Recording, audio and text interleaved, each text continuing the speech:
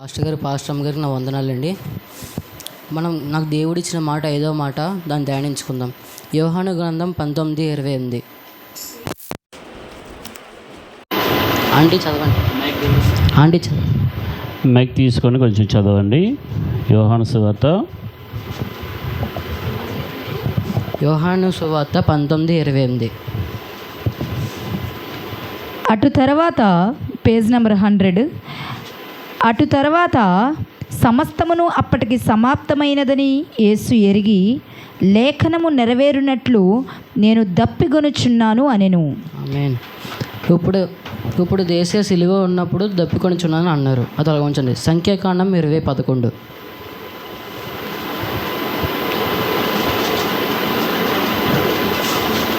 సంఖ్యాకాండం 20:11. Page number 128.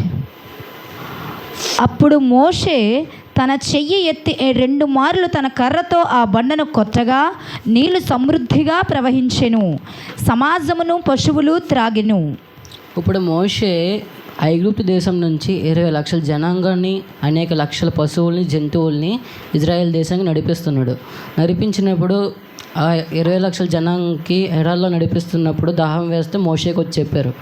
మోషే ఏం చేశాడు? దేవుడికి మొరపెట్టగా దేవుడు అన్నాడు, వెళ్ళి ఆ బండతో మాట్లాడు మోషే అంటే, మోషే వెళ్ళి తన చేతిలో ఉన్న కర్రతో ఆ బండను 2 మార్లు కొట్టాడు. అక్కడ ఏమైంది? ఆ బండను కొట్టగా అది రివర్స్లో ఫామ్ అయ్యి మొత్తం వాటర్ ఫ్లో అయింది. పెద్ద రివర్లో ఫామ్ అవుతే అక్కడ ఉన్న సమృద్ధిగా నీళ్ళు వచ్చాయి బండ నుండి. అయితే ఏమొచ్చాయి? 20 లక్షల మందిని జంతువులు ఆ నీళ్ళు తాగి సమృద్ధి దాహం తీర్చుకున్నాడు. ఇక్కడ 20 లక్షల మందికి నా పశువులకి నీళ్ళు ఇచ్చిన దేవుడు అక్కడ దాహం వేసినప్పుడు తన నోట్లో నీటి ఓటును సృష్టించుకోలేడా? ఆదికాండం 21:19. ఆదికాండం 21:19. Page number 15. మరియు దేవుడు ఆమె కన్నులు తెరచినందున ఆమె నీళ్ల ఊట చూచి వెళ్ళి ఆ తిత్తిని నీళ్లతో నింపి చిన్నవానికి త్రాగనిచ్చెను. ఇక్కడ హాగరు అనేది అబ్రాహాం యొక్క వైఫ్. వీళ్ళిద్దరికీ ఒక కొడుకు ఉన్నారు. హాగరు ఉన్న తన కొడుకు ఒకరోజు ఒక ఊరు ప్రయాణం చేస్తున్నప్పుడు ఎర్రాల్లో వెళ్తుండగా వాళ్ళు తీసుకెళ్ళిన తిట్టిలో నీళ్ళైపోయి. తిట్టి అంటే ఇప్పుడు మన దగ్గర వాటర్ క్యాన్స్, జగ్గులు అవి ఉంటాయి కదా, అక్కడ అప్పుడు తిట్టి అనేది ఒకటి ఉండేది. దాంట్లో నీళ్ళు అయిపోతే వాళ్ళిద్దరు ఎర్రాల్లో చనిపోయే స్టేజ్లో ఉంటే హాగరు దేవుడికి మొరపెట్టారు. దేవుడు ఏమొచ్చి హాగరు ఒక అంతరంగ కళ్ళు ఓపెన్ చేసి, విజిబుల్ ఐస్ ఓపెన్ చేసి ఒక నీటి ఊటను సృష్టించారు. ఇప్పుడు ఎర్రాల్లో ఎక్కడ నీటి ఊట ఉంటుందా? ఎర్రాల్లో ఎక్కడ నీటి ఊట ఉంటుందా? ఇప్పుడు ఉండే జనరేషన్లో వెళ్ళి అక్కడ మిషన్లు తీసుకెళ్ళి తవ్వితే నీళ్ళు వస్తాయి, పైకి రావు కదా. కానీ దేవుడు సృష్టిమంతుడు కాబట్టి నీళ్ళు ఊటను తీశారు. వాళ్ళ నీళ్ళు తాగి బ్రతికారు.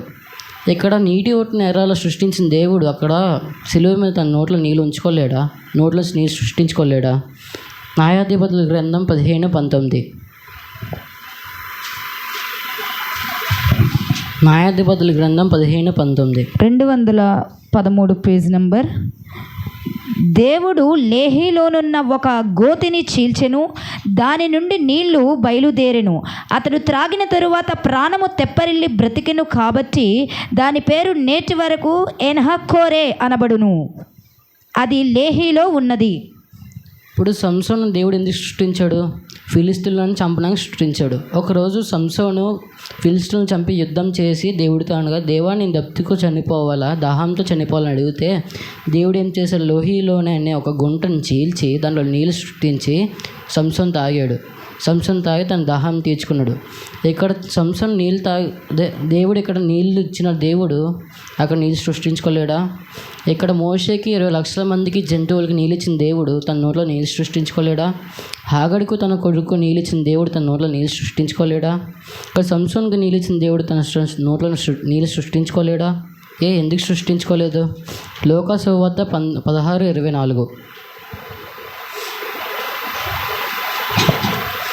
లోకా సువార్త 16:24. Page number 69. తండ్రివైన అబ్రహామా, నా యందు కనికరపడి తన వ్రేలి కొనను నీళ్లలో ముంచి నా నాలుకను చల్లార్చుటకు లాజరును పంపుము. నేను ఈ అగ్నిజ్వాలలో యాతన పడుచున్నానని కేకలు వేసి చెప్పెను. ఇక్కడ ధనవంతుడు లాజరు స్టోరీ చాలామంది తెలిసే ఉంటుంది. ధనవంతుడు ఒకరోజు నరకంలో ఉండి తండ్రి అయిన అబ్రహాముకు మొరపెట్టారు. తండ్రి అయిన అబ్రహాం అలాగా మనకి తండ్రి ఎవరు? యేసే కదా.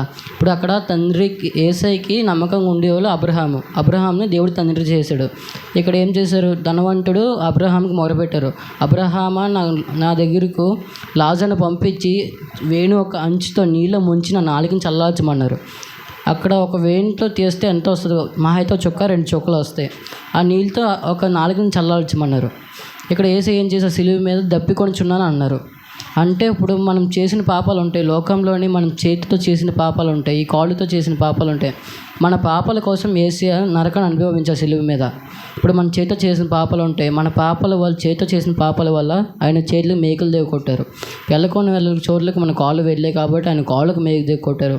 మన దేహం చేసిన పాపాల కోసం ఆయన ఒక్క తక్కువ 39 కొర్రల డబ్బులు తిన్నారు. మన ఆలోచనలు చేసిన పాపాల వల్ల ఆయన ముళ్ళ కిరీటం పెట్టుకున్నారు. మనం అనుభవించాల్సిన నరకం యేసే అనుభవించి ఆయన రక్తంతో మన పాపాలు కడిగారు. అప్పుడు దేనికైనా మనకి జ్వరం వస్తే ఒక ట్యాబ్లెట్ ఉంటుంది, జలుబు వస్తే ఒక ట్యాబ్లెట్ ఉంటుంది, అన్నిటికి ట్యాబ్లెట్స్ ఉంటాయి. కానీ పాపం కంటే ఒక ట్యాబ్లెట్ ఉండదు. కానీ దేవుడు తన ప్రాణం చెల్లించి ఆయన రక్తంతో మన పాపాలు కడిగాడు. రేపు మార్నింగ్ మనం కొంతకాలం తర్వాత ఎప్పుడు ఉంటామో ఎప్పుడు పోతామో మనకు తెలియదు. కొంతకాలం తర్వాత చనిపోయిన తర్వాత మనం నీతిగా ఉండి పాపం చేయకుండా బాప్తిసం తీసుకొని నీతి మంటలుగా ఉంటే పరదేశంలోకి వెళ్తాం. అదే పాపం చేసి ఉంటే నరకంకి వెళ్తాం. ఇప్పుడు నరకంలో ఒక ధనవంతుడు అలాగున్నాడో మనం అలాగుంటాం. కానీ దేవుడు మనకు అది రాకుండా తను ఇప్పుడు సిలువలో ప్రాణం చెల్లించి మన పాపంలోని కడిగి ఒక అవకాశం మనకి ఇచ్చాడు. ఇంకా ఎవరైనా యేసుక్రీస్తుని నమ్ముకోకపోతే ఈ క్షణమే నమ్ముకోండి. యేసే మన పాపాల కోసం మరణించి మన పాపాల కోసం ఆయన రక్తం చిందించారు. ఈ చిన్న వాక్యం దేవుడు దీవించును గాక. ఆమేన్.